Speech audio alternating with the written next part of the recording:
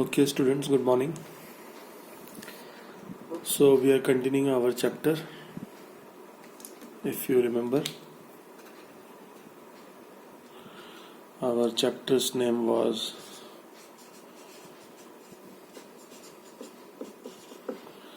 Effects of Electric Current. And in two videos, we have seen two things, that there are two effects of electric current. First effect is heating effect, which is also known as Joule's law,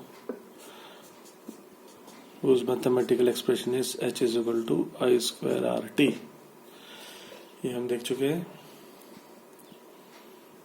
Second video was totally on magnetic effect. Magnetic effect means whenever current flows in a conducting wire, there is a magnetic field around it. और उसके लिए हमने दो experiments देख लेते हैं. एक magnetic compass वाला, जिसको कि हम नीडल भी बोलते हैं, और दूसरा आयरन फाइलिंग्स वाला,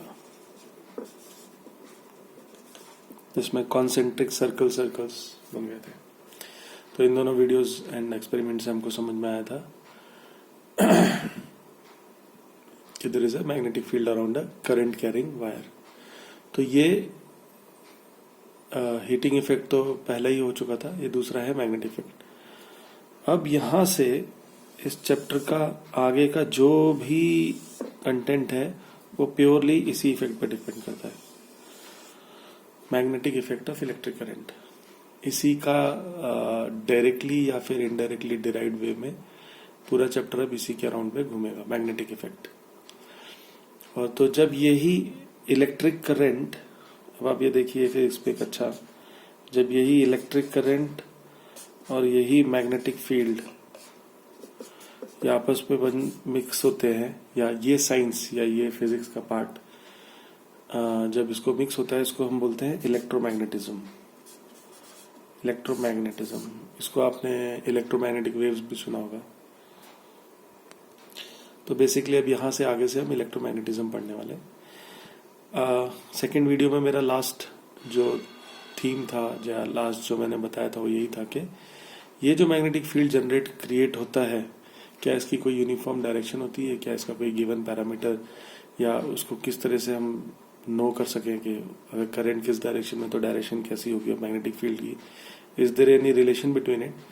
सो आज के वीडियो में हम लोग यही देखने वाले हैं. Yes, there is a way you can find out कि किसका क्या डायरेक्शन होगा, और वही हम पढ़ने वाले हैं. So let us start.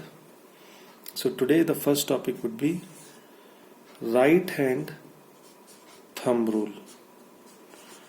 देखिए, मैं वीडियो है इसलिए शॉर्ट में लिख रहा हूँ क्योंकि मेरे पास छोटी स्क्रीन है, बट यू ऑल शुड, जब हम बुक से पढ़ेंगे. सो 10th SSC, ये आपके text book number page number 52 या 53 है. तो 52 और 53 को आज हम कवर करेंगे, और I think 53 and 54. Please check it out.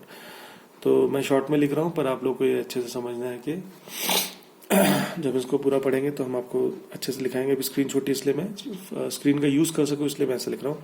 Right hand thumb rule, नाम से ही समझ में आ रहा है. आपके हाथ दो होते हैं, लेफ्ट हैंड, राइट हैंड. उसमें राइट हैंड जो है उसका थंब, अंगूठा, थम्स अप, तो वो थंब रूल पे जो डिपेंडेंट है वही है. तो ये थम्स अप का जो पोजीशन है, अब ये 3Ds है, तो मैं आपको बहुत सारी चीजें समझा और दिखा नहीं पाऊंगा. जब हम एक्चुअल क्लास में ये वर्जन को पढ़ेंगे तब आपको समझ में आएगा. पर आपकी बुक में डायग्राम्स दिए हुए, आपको मोस्टली समझ में आ जाएगा इस वीडियो के माध्यम से भी, और आपकी टेक्स्ट बुक आप अगर रीड करेंगे तो. सो बेसिकली ये बहुत ही सिंपल है. अगर मैं इसको इंग्लिश में बोलूं, if you hold a wire और अ conducting wire or a conductor in your right hand, in this direction, in this shape, in this way, like you hold it in the middle of your hand, like in a shape of a thumbs up sign. So if you hold a conducting wire or a conductor in your right hand, and the direction of your thumb shows you the direction of the current flowing, then the direction of your curled fingers or curved fingers gives you the direction of the magnetic field. मतलब अगर मैं इसको diagram के माध्यम से आपको समझाना चाहूँ, तो अगर हमने अपने हाथ में कंडक्टर है, एक स्ट्रेट वायर है समझिए, हमने उसको ऐसे पकड़ा हुआ है, ये सपोज ये मेरा वायर है, ये देखिए ये पेन, ये मेरा पेन वायर है और उसमें करंट यहाँ से यहाँ फ्लो कर रहा है, मतलब बॉटम से निब की तरफ, हेड की तरफ। तो अगर मैंने अपने हाथ से इसको ऐसे पकड़ा हुआ है, शायद ये आपको दिख रहा होगा, हाँ, अपने हाथ से मैंने इसको ऐसे पकड़ा हुआ है कि जहां पे मेरा थंब है वहां पे मेरा कंडक्टर करंट का फ्लो दिख रहा है। तो जो मेरी कर्ल्ड फिंगर्स हैं, ये जो मेरी कर्व्ड फिंगर्स हैं, ये मुझे मैग्नेटिक फील्ड का डायरेक्शन देंगी। मतलब अगर मैं इस डायग्राम में दिखाऊं आपको, तो अगर ये करंट कैरिंग कंडक्टर है और मैंने इसको इस तरीके से कुछ पकड़ा हुआ है, मेरी ड्राइंग गंदी है थोड़ी, बट आप सपोज ये मेरा थंब है और ये मेरी 4 उंगलियां हैं, मैंने इस तरीके से कुछ अगर पकड़ा हुआ है अपने राइट हैंड को, तो अगर ये मेरा डायरेक्शन ऑफ करंट है, ये थंब है, तो इसका मतलब अगर मेरा ये डायरेक्शन है थंब, तो देखिए अभी आपने इसको ऐसे पकड़ा हुआ है, तो मतलब ये कर्व्ड वे में ऐसे ऐसे, ये जो है चारों तरफ कर्ल्ड वे में, मतलब यहां से यहां,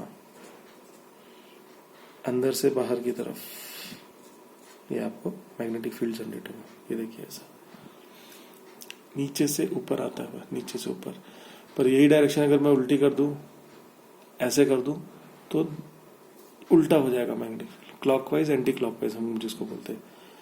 तो इसके लिए ये, इसका एक और नेम है, क्लॉक रूल से भी रिलेटेड है ये। तो ये जो है इसको बोलते हैं right hand thumb rule. So if you carry a conductor और a conducting wire in your right hand, wherein the thumb shows you the direction of the electric current flowing, then the curled fingers gives you the direction of the magnetic field flowing, magnetic field around that wire. तो यही है right hand thumb rule.